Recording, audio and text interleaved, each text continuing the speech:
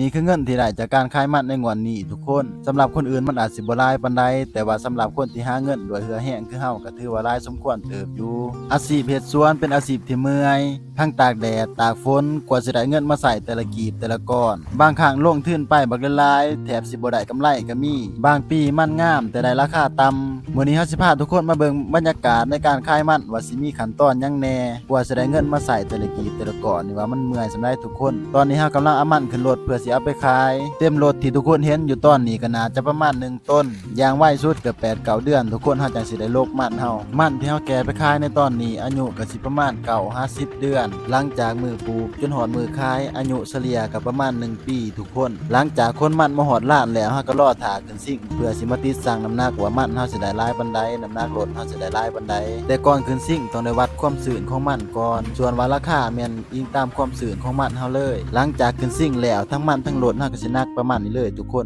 หลังจากติดน้ำหนักแล้วเฮาก็ขับมาให้รถตักอยู่ลงแบบนี้เลย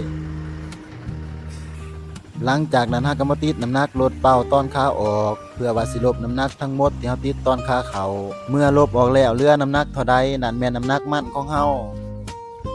พอดีได้เป็น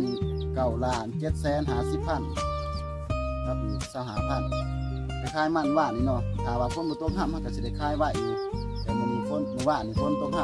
ำเลื่อนมือจากว่าเฮาไปขาย3 แดด 4 แดดเนาะก็เลื่อนไปอีกสร้างมันแห้งเฮ็ดให้น้ำหนักมันเบาอยู่เนาะเลยบ่ได้หลายปานใด